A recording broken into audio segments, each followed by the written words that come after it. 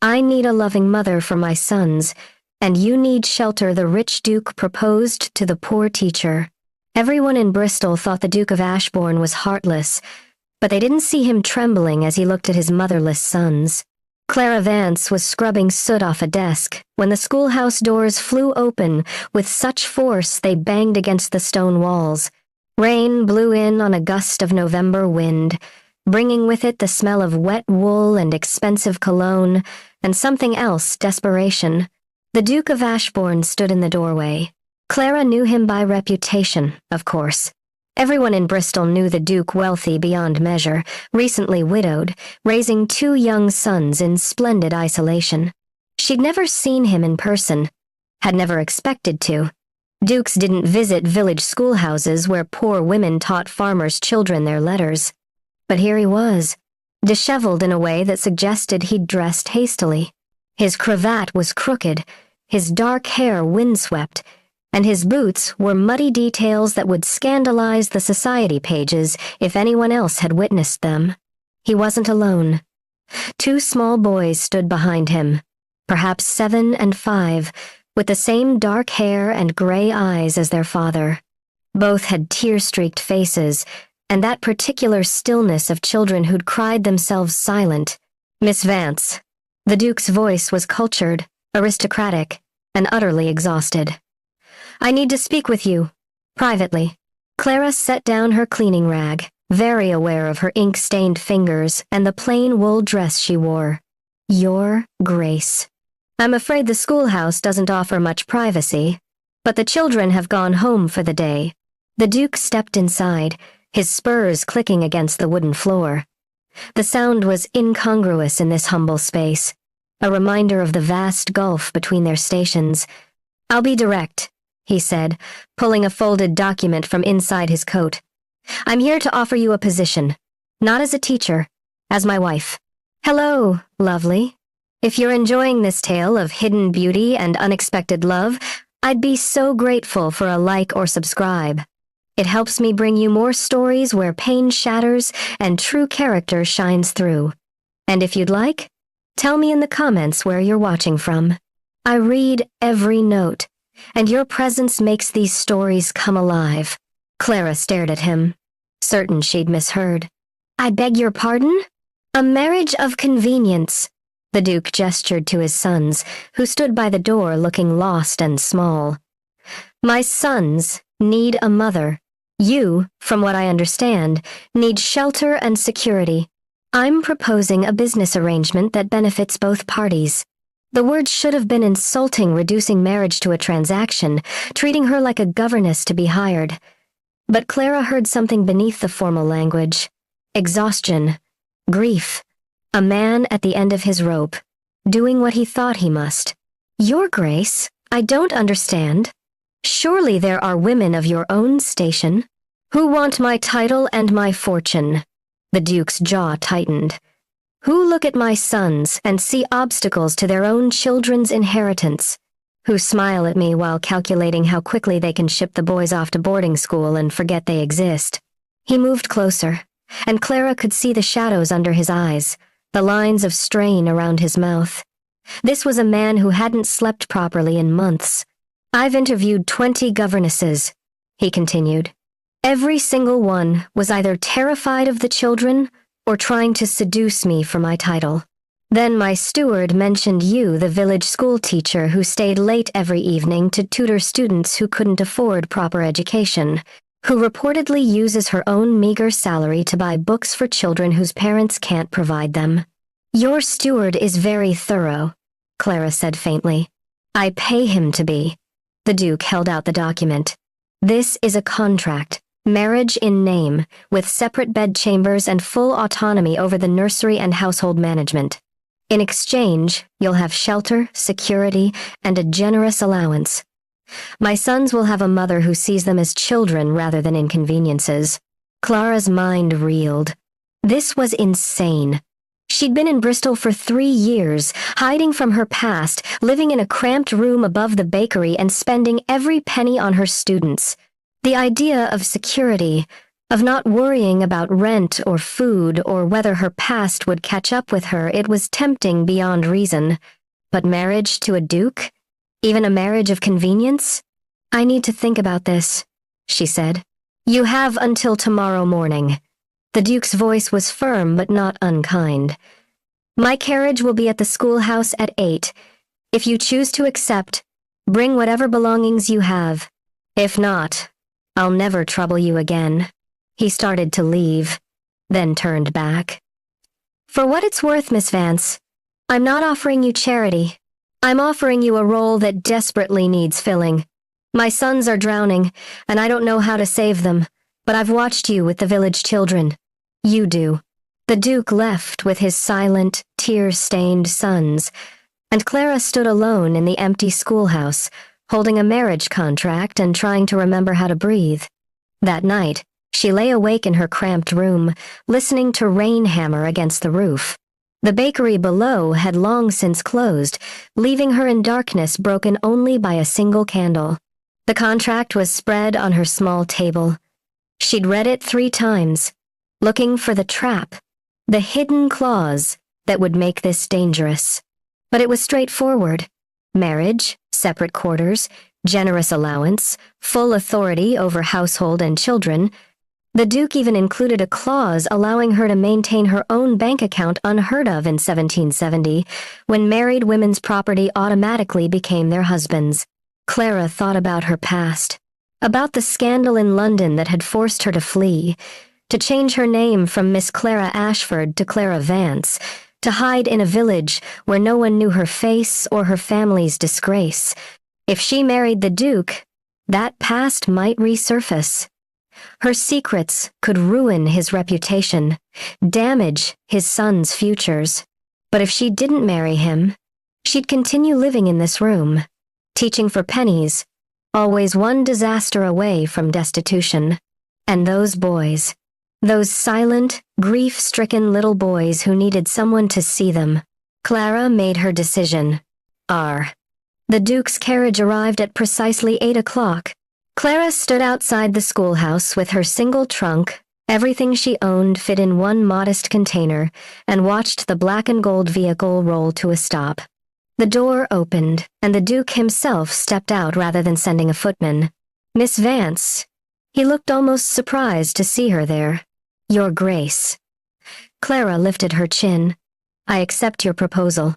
Something flickered across the Duke's face. Relief, perhaps.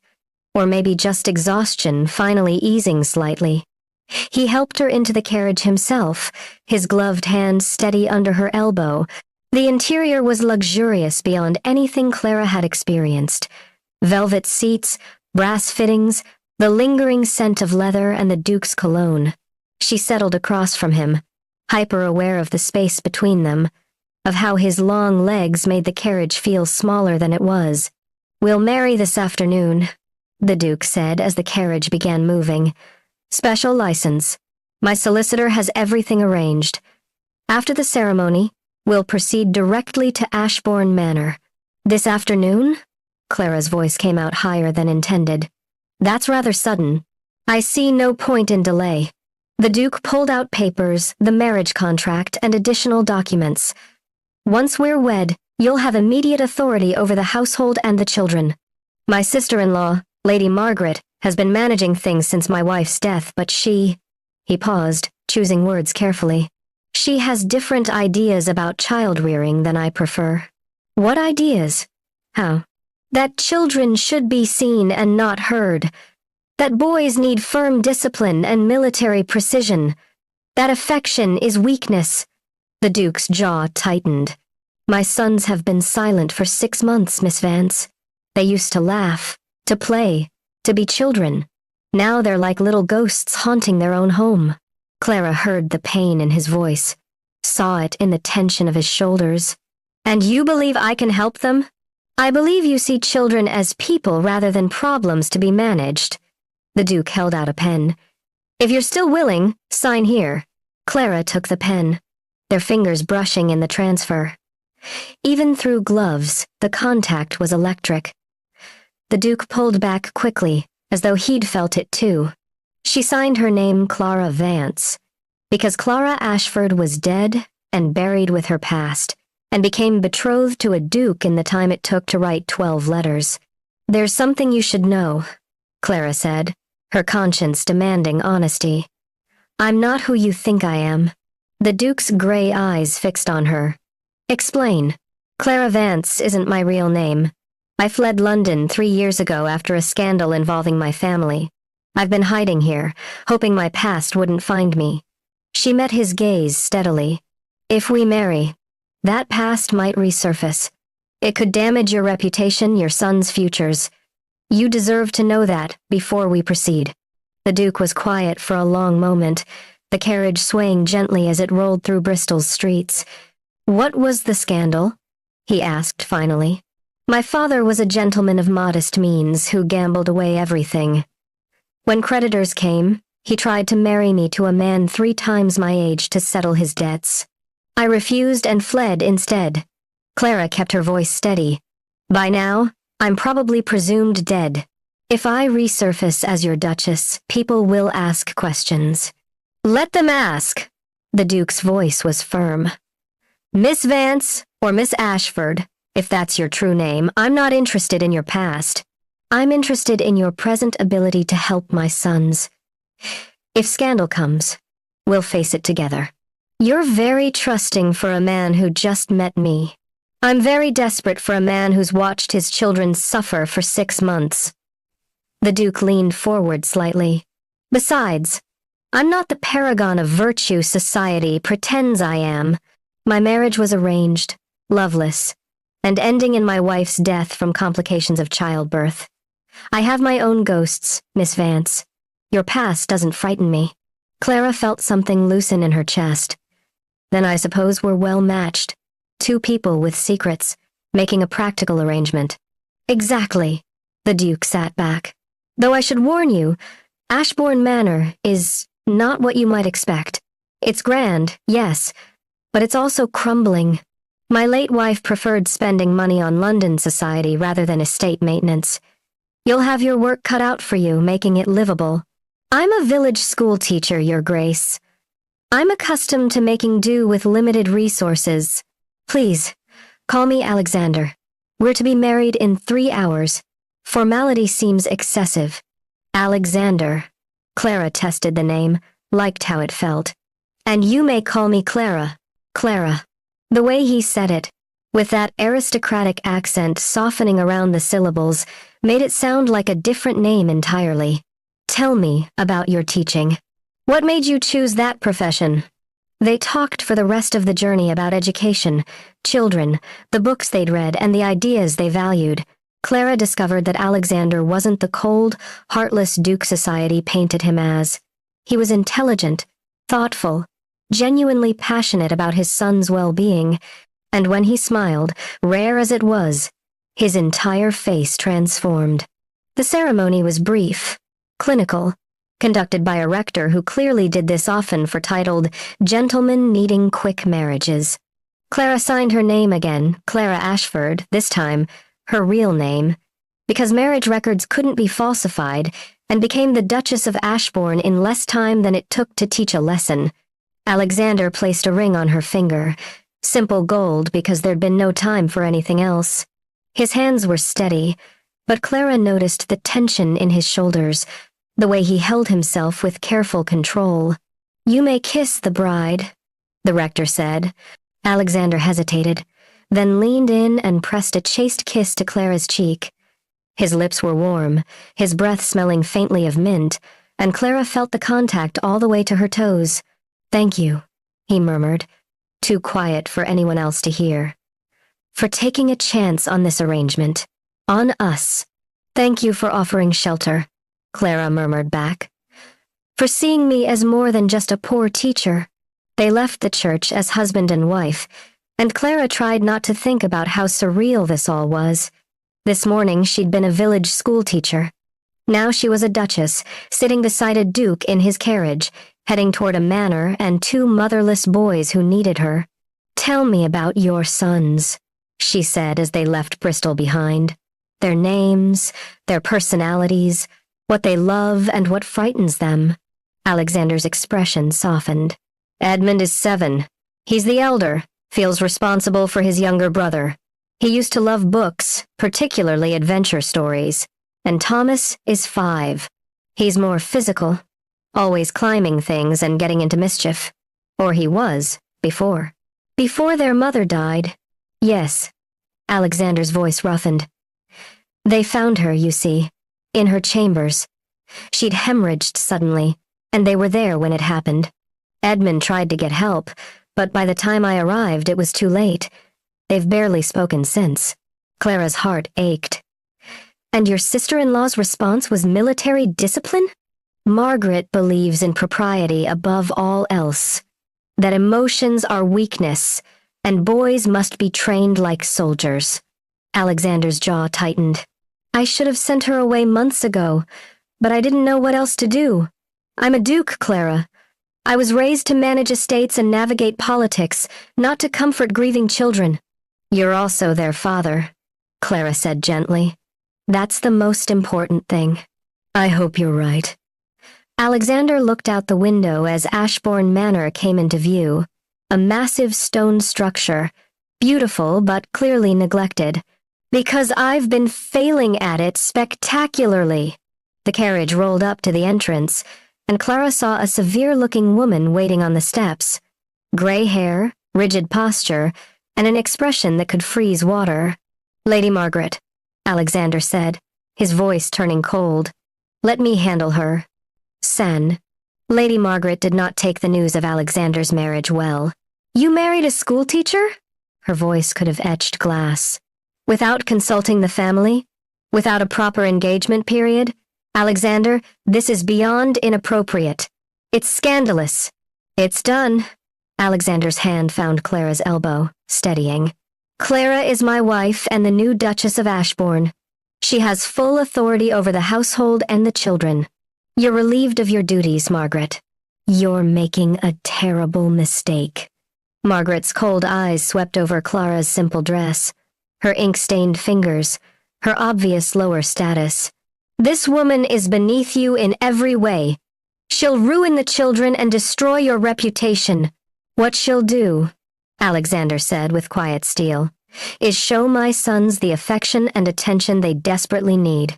Now, I'll thank you to pack your things and depart by morning. Margaret left in a fury of silk and outrage, and Clara found herself alone with Alexander in the massive entrance hall. I apologize for that, he said. Margaret has very fixed ideas about propriety. And yet you married me anyway. Clara looked around at the crumbling grandeur, water-stained walls, dusty furniture, curtains that had been beautiful once but were now faded and torn. You weren't exaggerating about the manor's condition. My late wife preferred spending money in London. Alexander's voice was carefully neutral. I've neglected it since her death, too focused on just surviving each day. Then it's fortunate I enjoy a challenge. Clara squared her shoulders. May I meet the boys? Then? Alexander led her to the nursery, a large room on the second floor that should have been bright and cheerful. Instead, it felt like a museum, toys arranged in perfect rows, books pristine on shelves, everything ordered and lifeless. Edmund and Thomas sat at a small table, perfectly still, their faces blank. Clara's heart broke. Boys, Alexander said gently. This is Clara. She's going to be staying with us, helping care for you. Neither boy reacted. They just stared at her with those gray eyes that looked far too old for their faces. Hello, Edmund. Hello, Thomas. Clara knelt so she was at their level. I'm very pleased to meet you. Silence. I understand you like books, Edmund. Clara continued, undaunted. What kind of stories do you enjoy? More silence. But Edmund's eyes flickered briefly to a shelf where adventure novels were displayed like museum pieces. And Thomas, I hear you're quite the climber, is that true? Thomas's lips twitched, almost a smile, before the blankness returned. I think, Clara said, standing, that this nursery needs some changes, starting with permission to actually touch the toys and books. Lady Margaret said.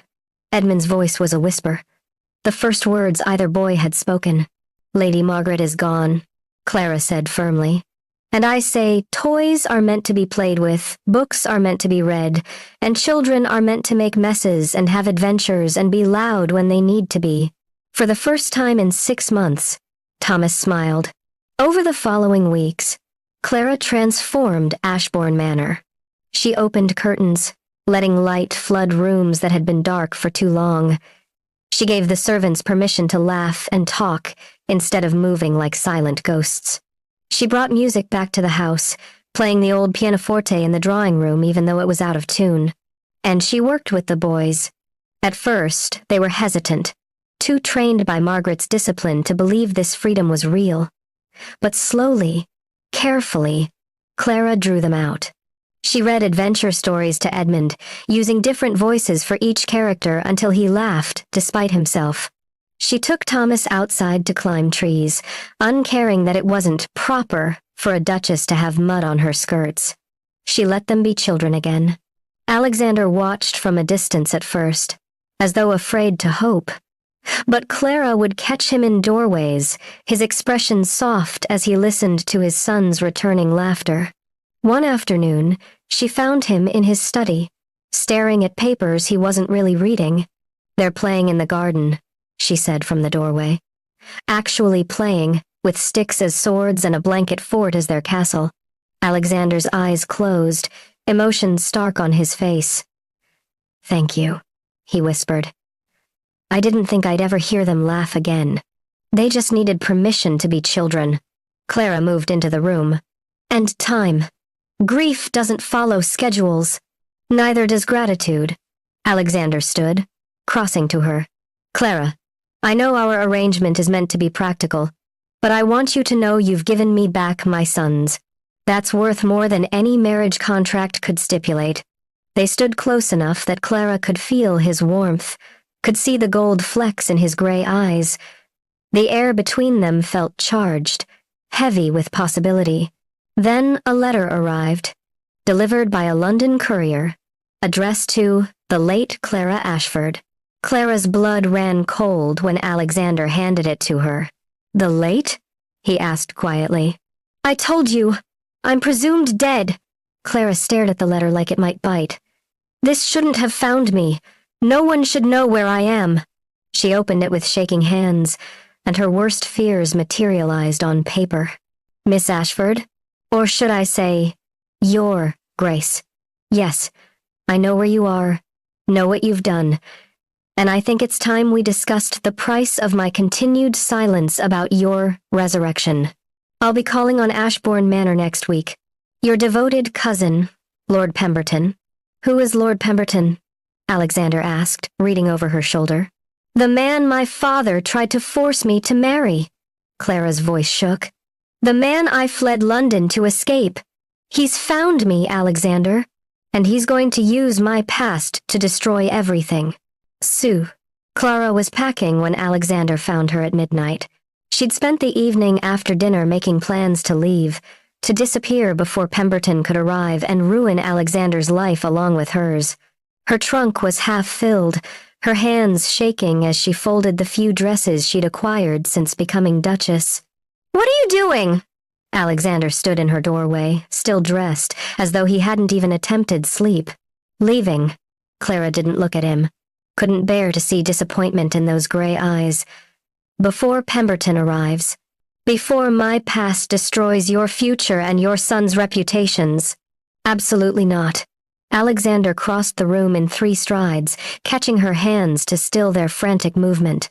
"Clara, you're not going anywhere. You don't understand." "I understand perfectly." Alexander's grip was gentle but unyielding. "A man from your past is attempting blackmail. You think running will protect my family. You're wrong. Alexander, Lord Pemberton is vicious. If he reveals that I'm not dead, that I fled an arranged marriage, that I've been living under an assumed name, the scandal will touch you, your sons, everything you've built. Then let it." Alexander pulled her away from the trunk, backing her toward the wall until she was caught between mahogany and muscle. "I don't care about scandal, Clara. I care about you. About what you've done for my sons, for this house, for me. He was so close now she could count his eyelashes, could see her reflection in his eyes. The candlelight flickered across his face, highlighting the sharp angles of his cheekbones, the fullness of his lips. This was supposed to be a practical arrangement, Clara whispered. A marriage of convenience. It was. Alexander's voice dropped lower, intimate and rough. But somewhere between the wedding and watching you teach my sons to laugh again, it became something else. Something real. Alexander. I didn't hire a teacher, Clara. His hands came up to frame her face with devastating gentleness. I found a soul. Someone who sees my children as precious rather than burdensome. Someone who makes this crumbling manor feel like home. Someone who... He paused, vulnerability stark on his features. Someone I'm falling in love with. Clara's heart stopped. You can't mean that. I've never meant anything more. Alexander's thumb traced her cheekbone. I know this wasn't part of our agreement. I know you signed on for separate chambers and autonomy and a business arrangement. But Clara, these past weeks have been the first time I've felt alive in years. Not because you're convenient or useful, but because you're you. I'm a fraud. Clara felt tears burning. I'm not who I pretended to be. I'm not brave or special.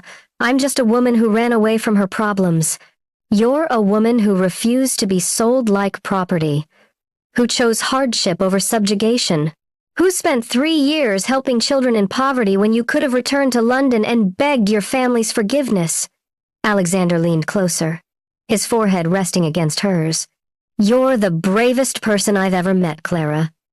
And if Pemberton thinks he can use your past to hurt you, he's going to discover what happens when someone threatens a duke's wife. I don't want to ruin you. You couldn't. Alexander's voice was fierce, certain. But running away would break me, and it would devastate the boys who've just started learning to trust again. Please, Clara, don't leave. Let me fight for you the way you've been fighting for us. Clara looked up at him, this duke who'd started as a stranger offering shelter and had become something infinitely more precious. I'm not going to let Pemberton destroy what we've built, Alexander continued. When he arrives next week, I'll face him. Not as a duke defending his reputation, but as a husband protecting his wife. And if he tries to hurt you, he'll learn that my title comes with considerable power and very little patience for bullies. You'd do that for me? Clara whispered. Risk scandal, fight my battles, stand beside me even though our marriage was supposed to be merely convenient? I'd do anything for you. Alexander's lips brushed her forehead, her temple, the corner of her mouth. Because somewhere between signing that contract and watching you play in the mud with my sons, convenience became commitment. Transaction became love. And I will not let you go without a fight. Clara surged up to kiss him properly, pouring 3 weeks of suppressed longing into the contact. Alexander made a sound low in his throat, his arms wrapping around her waist, pulling her close until no space remained between them. They kissed until breathing became difficult, until Clara's carefully pinned hair fell loose around her shoulders, until the candles burned low and the midnight hour passed into something approaching dawn. Stay, Alexander murmured against her lips. Not in separate chambers, not as a convenient arrangement. Stay with me as my wife, my partner, the woman I love. Yes, Clara breathed. Yes, I'll stay. I'll fight. I'll choose this over running, over hiding, over letting my past define my future. Then we face Pemberton together. Alexander kissed her again, deep and claiming. And afterward, we build the life we both deserve. One where shelter becomes home, and convenience becomes love. Clara held him close, feeling his heart race against hers, and knew she'd finally found what she'd been seeking all along. Not just shelter, not just safety, but a place where she belonged. Woo. Lord Pemberton arrived the following week in a carriage that screamed, new money attempting to look like old. Clara stood at Alexander's side in the drawing room, her hand steady in his despite the anxiety churning in her stomach. The boys were safely in the nursery with their new governess, a kind woman Clara had hired who actually liked children. Your Grace. Pemberton swept in with false bonhomie, his eyes sharp and calculating. And dear cousin Clara, risen from the dead. How? Remarkable. Lord Pemberton! Alexander's voice was arctic. State your business. Business?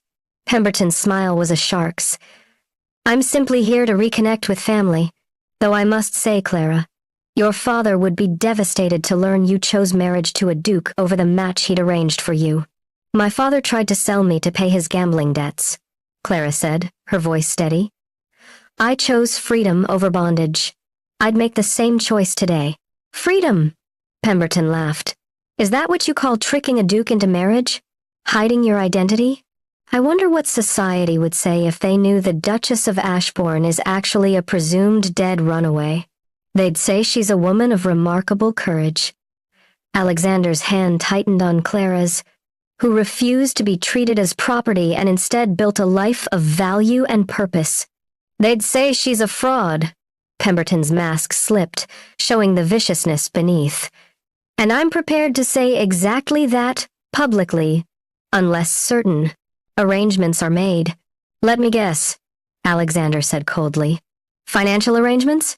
You're very perceptive, Your Grace. £50,000 should purchase my silence adequately. Clara felt sick. £50,000. It was extortion, plain and simple. No. Alexander's voice rang clear and firm. Pemberton blinked. I beg your pardon? I said no. Alexander stood, drawing Clara up with him. You're not getting £50,000 or £50. You're getting nothing except a warning. You can't be serious. I'm deadly serious. Alexander's aristocratic authority filled the room. You see, Lord Pemberton, I've spent the past week having my solicitors investigate you quite thoroughly. Would you like to know what they found? Pemberton's face paled. Gambling debts that exceed Clara's father's by a considerable margin, Alexander continued.